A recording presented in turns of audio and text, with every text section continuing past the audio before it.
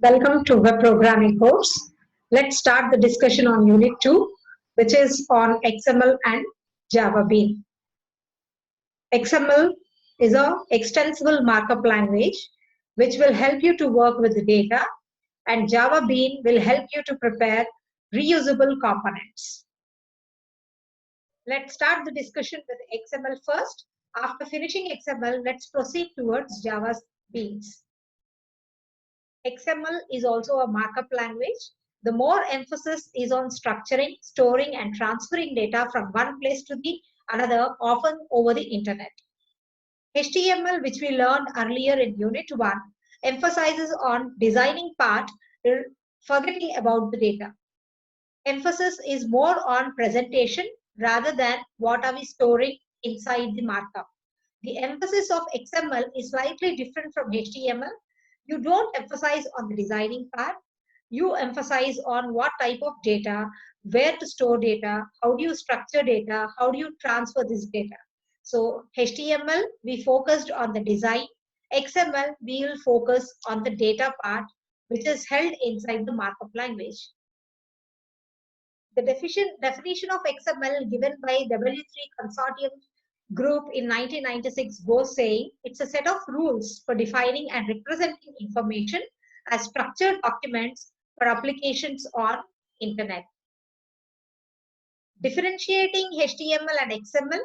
HTML emphasizes on the design, how better you can display the data that you have, not on how do you store the data. You work on how data looks. When coming to XML, XML describes the data and focus is on what data is all about. Second, HTML has a fixed meaning and browser knows the meanings of every tags which are elements of HTML. XML tags are different for different application, and who knows about the XML tags? It's the user who created those tags will have the meaning of XML tags. Last, XML stores and transports data. HTML will not store, and will not transport data. The emphasis on how better you can make the data appear to the end user when he browses the page. Advantages of XML go saying it is helpful for sharing data, transportation of your data from one area to the other through the internet. It does not change based on the platforms. It is platform independent. It is helpful in creating many internet languages, as an example, HTML. The write-up style of XML is almost similar to HTML. It has a root element, which was similar to our HTML root element of HTML document. It has children elements like your body and head. It has sub-children elements like P1, P, H1, form, frame, table, OL, UL, and so on. But there is one pre-processing instruction which must be written by us on the top, which specifies about what is that you're writing with a wording as XML and what version is it supported. So generally, the version of 1.0 is more famous in XML. So always we prefer using version as 1.0. This is a style of writing your pre-processing instruction, which must be on the top of any XML file. Prepare an XML of this type. Store it with the .xml. Browse it through the browser, similar to your HTML document. Do remember the tags that we have taken here, that is root 1, child 2nd, and third going subchild. All these have their own meanings, and those meanings are user-defined meanings. Browser does not know about the meaning of these tags. This is a small example for you to understand how to prepare an XML document. Based on the data content that you write here, which is called as a character content for us, based on that, you prepare your tag name. Now here, in this particular line, I would like to store the name of a person. So the tag must be something similar to name, username, and so on. It is left to the end user who is preparing the XML document to specify the various tag names based on the content. When I want to store the email, you need to write an appropriate tag for holding it.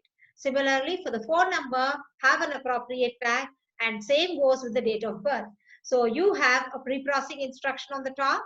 The root element here falls to be an address because all these four put together, they speak about an address of a person. So you need to have an appropriate root tag which speaks about the entire content of your XML file.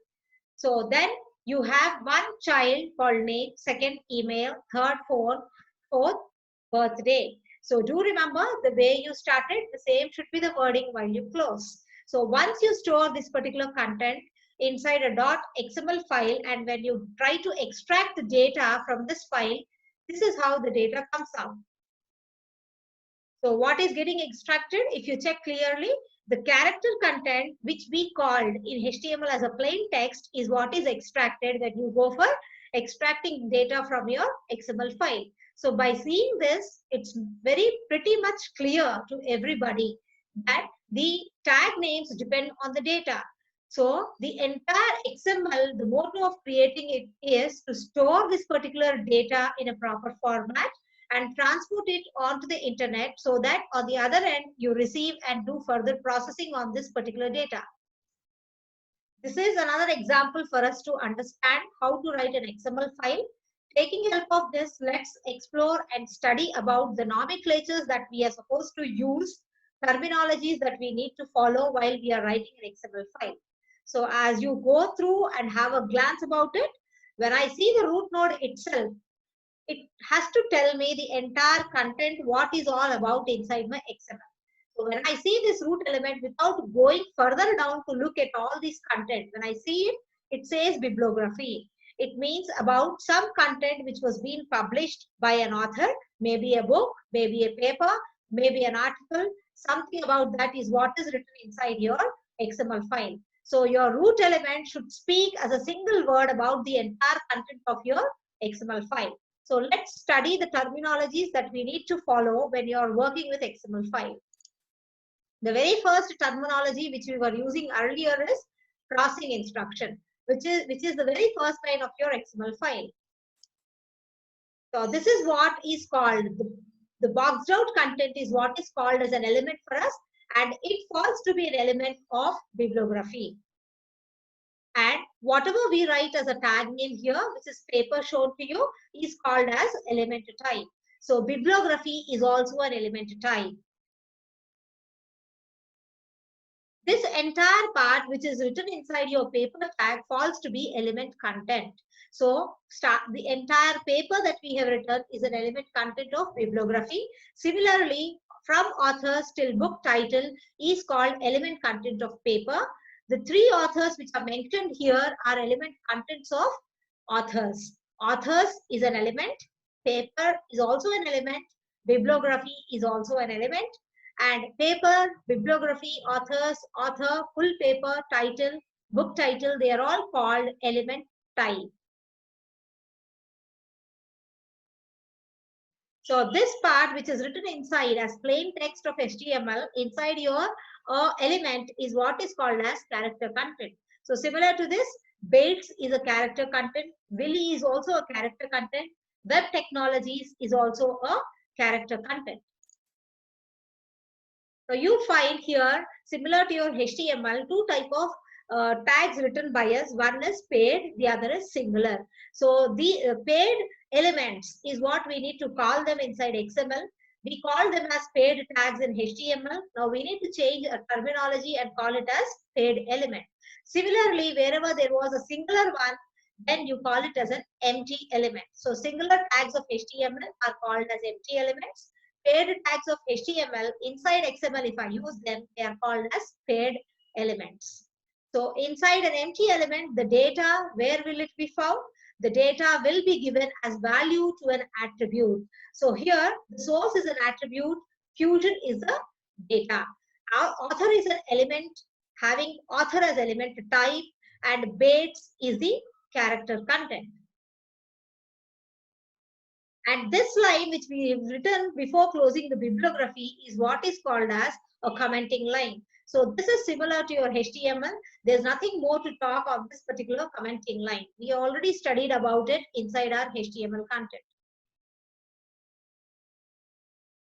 With this, let us close our session today and continue further on this discussion on XML in the next coming sessions.